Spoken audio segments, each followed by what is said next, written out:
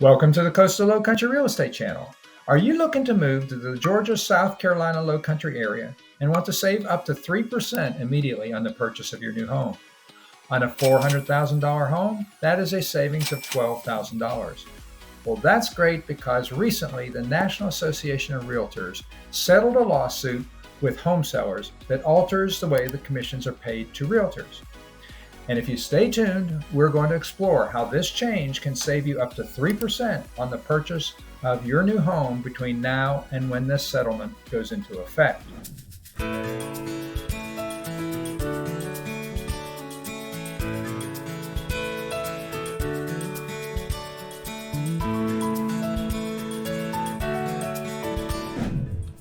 Welcome to the Georgia, South Carolina Low Country. We're Keith and Donna Hellman, hosts of the Coastal Low Country Real Estate Channel and Local Realtors with Keller Williams. Do you want to know everything there is to know about living in the Low Country? Whether it's Savannah, Georgia, Hilton Head, South Carolina, Bluffton, South Carolina, or the surrounding areas? Well, then subscribe below and tap the bell for notifications so that you'll be the first to know what's going on in our market.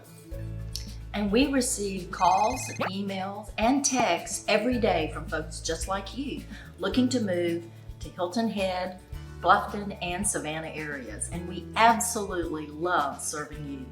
So whether you're looking to move in the next week, the next month, or the next year, shoot us a text, send us an email, give us a call, or schedule a Zoom call, all in the description below so that we can help make your move to the Low Country a smooth one.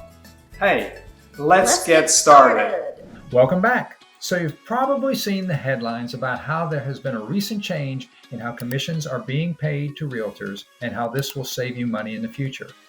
Well, we wanted to give you a quick summary of what we know so far. As you may have heard, the National Association of Realtors recently settled a class action lawsuit with home sellers that alters the way commissions are paid to realtors. In the lawsuit, the sellers alleged that home prices were being artificially inflated because home sellers were required to pay the buyer's agent commission on the sale of the home.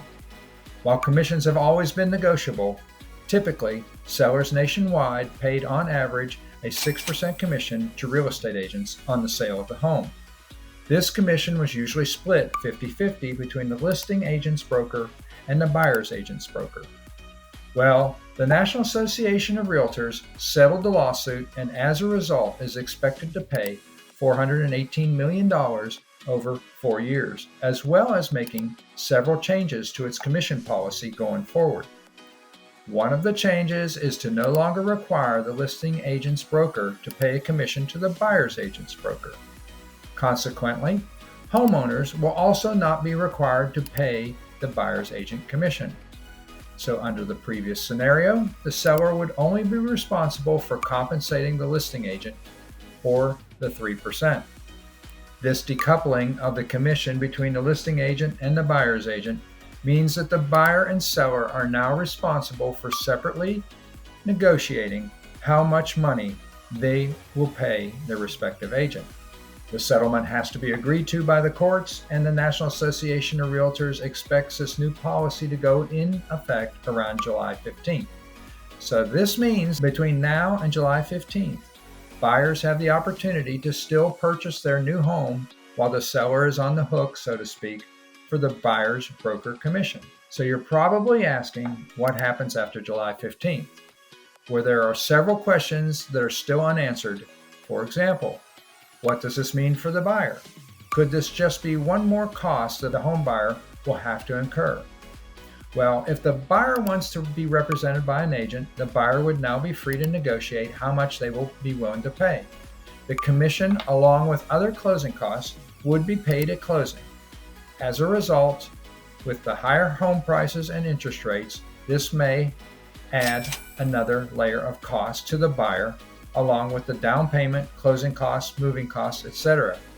This may become another barrier to home ownership.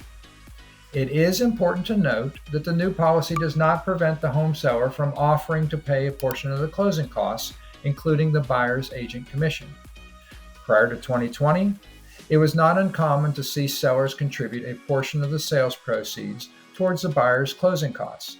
In the current real estate market, of low inventory and buyers struggling to scrape up enough money to buy a new home, this practice is beginning to resurface and may accelerate as a result of the NAR settlement.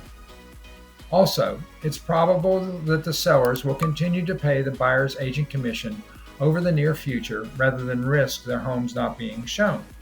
I would expect this to roll out slowly over the next year, even in a seller's market. Some sellers may eventually balk at helping out the buyer. This is at least until the market turns. Another question: who represents the buyer? Will buyers elect to not have an agent represent them at closing, or perhaps pay an attorney to review the closing documents instead?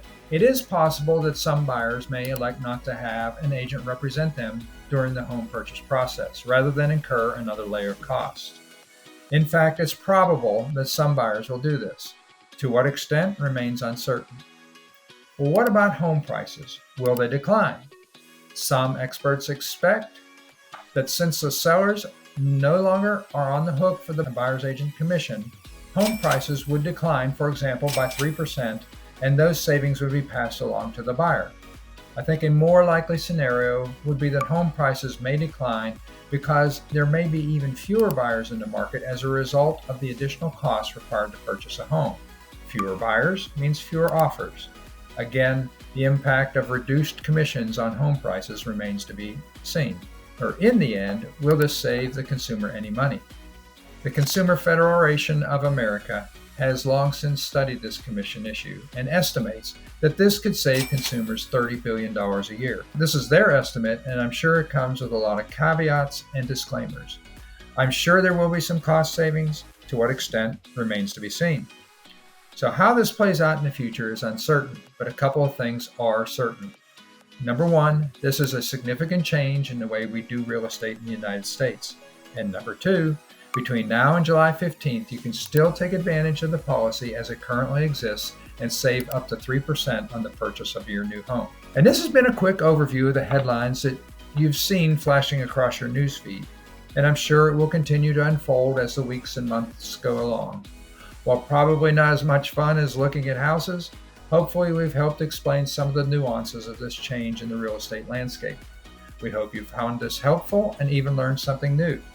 And if you want to stay up to date on the latest of what's happening in the Georgia-South Carolina Lowcountry, please be sure to like, subscribe, and tap on the bell for notifications so you'll be the first to know about the current market here.